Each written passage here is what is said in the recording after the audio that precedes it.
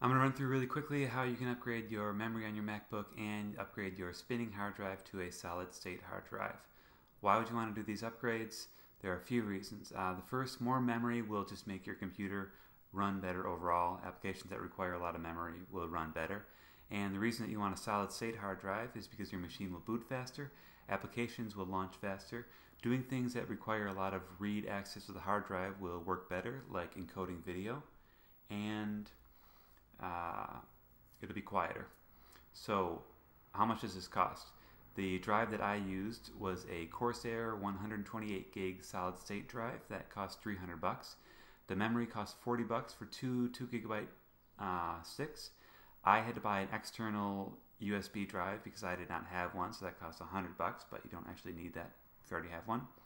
And I didn't have a screwdriver, so I had to buy a screwdriver for $5. What do you need to do the upgrade? You need a MacBook. I used a MacBook at least. You need an external drive. You need your Leopard install disks. You need RAM. You need a SATA drive, and like I said, I use a Corsair 128 gig solid state drive. You need a screwdriver, and you need a quarter. The steps to do the upgrade are: first, you back up your original hard drive image to your external hard drive using something like Leopard's Time Machine. Then you replace the hardware, and then you restore the image that you backed up to the external drive to the new drive. So the things that we need to do this are my white MacBook, an external USB hard drive, the new 128 gigabyte Corsair solid state hard drive, two 2 gigabyte sticks of RAM, the Leopard install discs, a screwdriver, and a quarter. And so the first thing that we're going to do is take a backup of the existing hard drive. So I plugged in my 1 terabyte hard drive, and Time Machine asks me if I want to use this as a backup disk, and I say yes. We have the hard drive backed up. Now we got to take out the old hardware.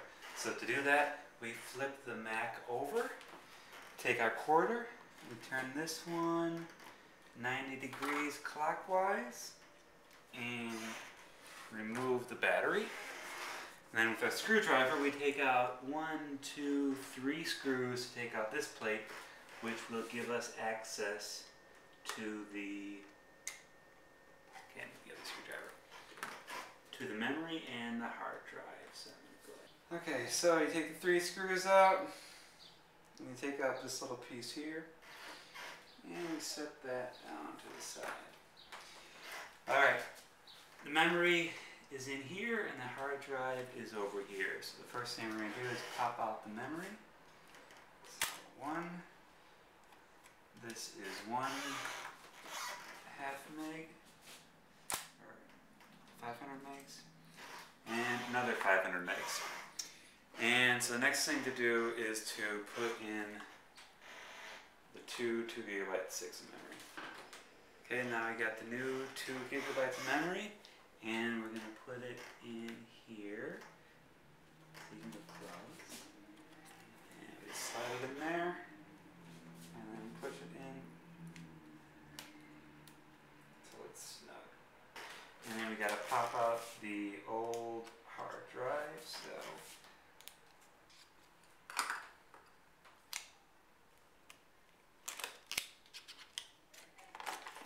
here is the old 80 gigabyte hard drive.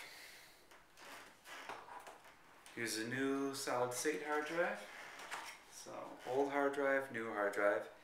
The new hard drive is much lighter than the old one. And I'm going to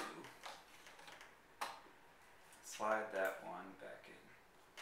And then we just need to put the plate back on. Now we're going to put the battery back in. Slide the battery in. And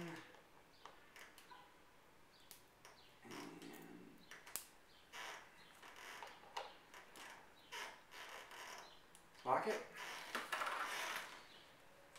Now we need to start it up.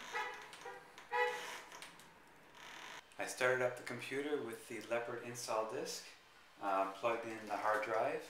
and click through the language selection screen. Now from the Mac OS installer, I'm going to choose Restore from Backup. And I'm going to hit Continue. I'm going to select my backup here. Hit Continue. And hit Continue again. My hard drive is showing up. Corsair 120 gigs. And it's calculating the space required to restore the data. The problems that I had when I did the upgrade were, first, the screws that held in the plate that gave access to the memory in the hard drive were not threaded properly, so it took me a while to get those out. The second was the caddy that's attached to this white tab here. I forgot to remove it when I removed the hard drive. So when you remove the hard drive, take off this caddy and put it on the new hard drive. And the third problem was when I originally tried to restore the image that I backed up using Time Machine, it didn't restore properly. So I had to use Leopard's disk utility to reformat the Corsair drive before the restore actually worked. The results were what I expected. The machine booted faster, applications launched faster, overall the machine worked better, and it was quieter.